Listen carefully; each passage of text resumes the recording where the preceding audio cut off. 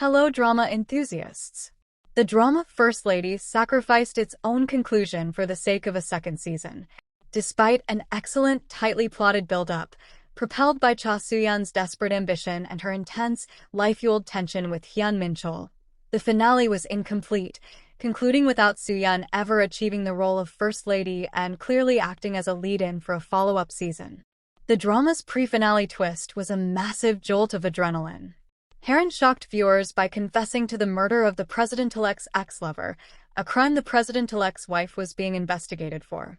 Although the murder itself, an accident on a fog-prone, accident-riddled road, was predictable, the confession was a brilliant plot device. However, Episode 11 introduced a significant flaw. Min Chul's melodramatic apology, "You've become like this because of me. How can I shamelessly blame you?" is the ultimate act of noble idiocy, a trope so worn out it snaps the viewer out of the narrative.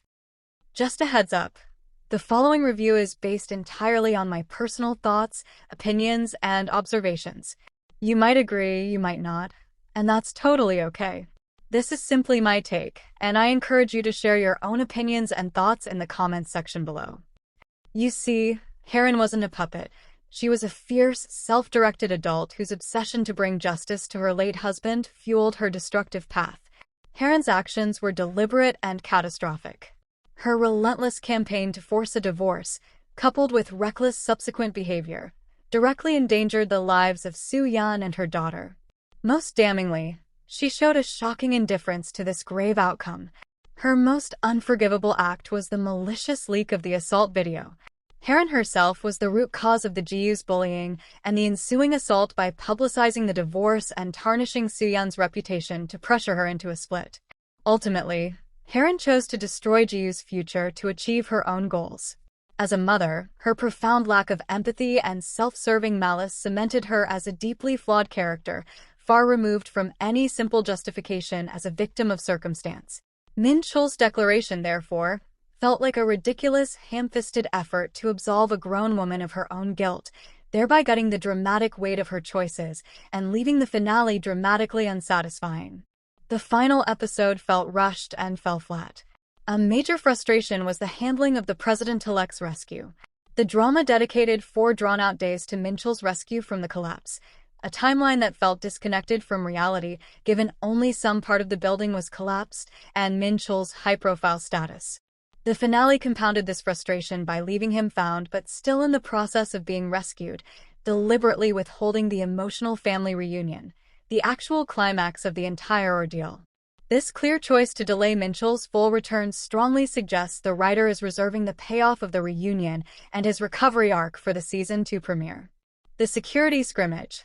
The drama consistently treated the president-elect's security like an afterthought. Minimal protection for the leader, and virtually none for his wife and daughter, even after a near-fatal chase. This gaping hole in basic protocol strained credulity to the breaking point. Unpunished villains and unfinished justice.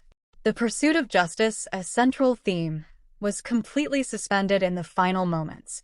The unsentenced villain, Young-hoon, the central antagonist responsible for arson, attempted murder, and the tragedy at ENG Chemical, was arrested but never brought to justice in court. His lack of an on-screen court sentencing felt incomplete. Young-hoon's current attempt to murder Soo Yeon and her daughter, a crime he committed after he had already received and burned the evidence of his role in the ENG Chemical fire, is definitive proof of his nature. This bloodlust isn't new. It's the very same bloodthirsty psychopathy that motivated him to plan the mass killing of the workers during the ENG Chemical fire. For Young-hoon, violence is clearly not a last resort. It is his core solution. The unfinished investigation. The Special Investigation Committee, armed with Soo Yeon's evidence on the ENG Chemical fire, promised to hold the culprits accountable. However, the drama concludes before they could even finish their report or sentence the involved parties. The Season 2 setup. The writer's choice to keep Min Chul's recovery, Young-hoon's sentencing, and the broader ENG Chemical investigation all hanging is less a flaw and feels more like a calculated narrative maneuver. Season 2 would have a perfect starting point. 1. Healing in home. Min Chul's emotional reunion and his subsequent recuperation.